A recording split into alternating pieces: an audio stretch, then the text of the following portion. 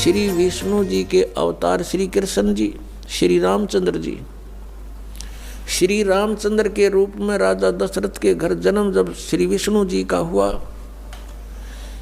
युवा हुए, युवा होते विवाह हुआ, विवाह होते ही वनवास हुआ, वनवास से सीता का हरण हुआ, यानी उसकी पत्नी का रावण उठा ले गया, और फिर रावण के साथ युद्ध हुआ। पुण्यात्माओं, करोड़ों व्यक्ति मारे गए वहां पर। तब सीता की वापसी हुई। वापसी आने पर बड़ी खुशी बनाई, नगरी में दीप जलाए गए घी के।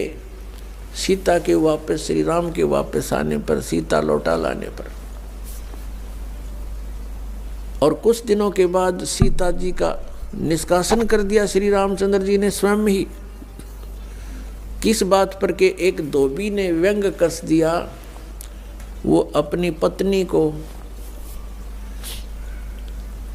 पत्नी को धमका रहा था रात्रि के समय।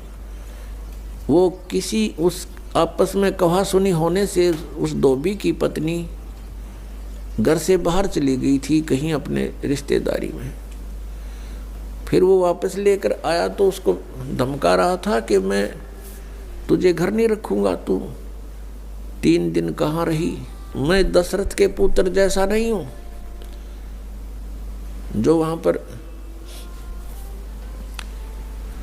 12 वर्ष तक रावण के पास रही, उसको फिर घर ले आया।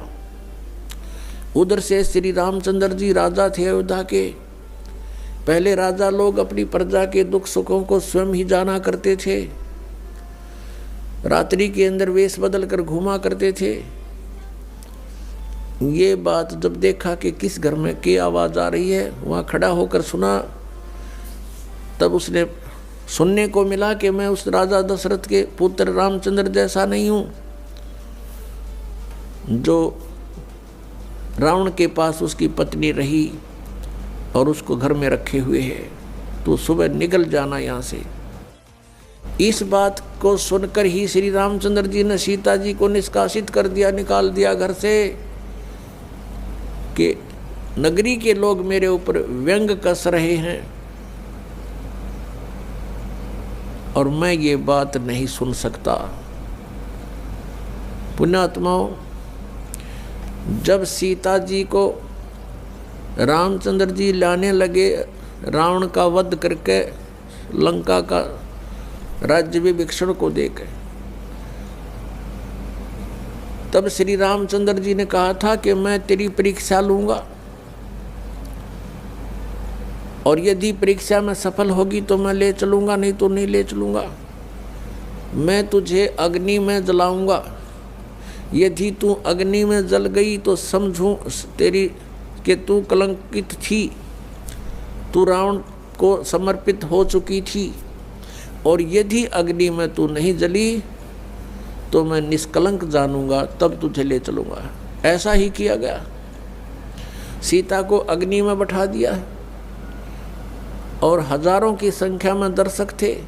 सीता जी नहीं जली और सब ने कहा कि भगवान निष्कलंक है, माई निष्कलंक है, और इतनी कठोर परीक्षा लेकर के वापस अपने घर लाया था। और फिर एक व्यक्ति के कहने से श्री रामचंद्र जी ने उसको निकाल दिया, अपनी पत्नी को। तो कहाँ गई वो उसका अपना जजमेंट? तो ऐसे ये राजा के योग्य भी नहीं थे ये लोग, और हम इनको भगवान मान रहे थे। एक गर्भवती औरत को अपनी को घर से बाहर निकाल देता है, कहीं मरो कहीं जाओ, कोई बात थी या? फिर परीक्षा लेने की क्या जरूरत थी? और क्यों इतनी दुनिया मरवाई, फिर छोड़ देता रहे, रावण के पास ही रहती हो। पुण्यात्माओं, यहाँ का राजा काल भगवान है,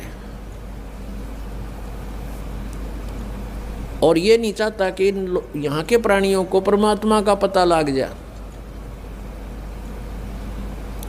जिस कारण से इसने इनको भगवान सिद्ध करवा रखा था अपने नकली दूतों के माध्यम से।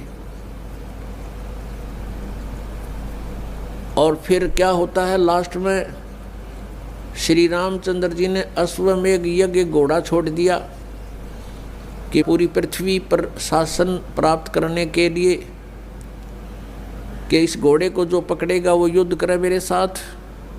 वो घोड़ा उन्हीं के पुत्रों ने, जो सीता जी ने बाहर जाके जन्म दिया था ऋषि वाल्मीकि की कुटिया में, एक पुत्र गर्भ में था, दूसरा फिर वाल्मीकि जी की मिसअंडरस्टैंडिंग के कारण एक घास से यानी कुसा से, या घास होती है डाब, इससे एक लड़का बनाया था।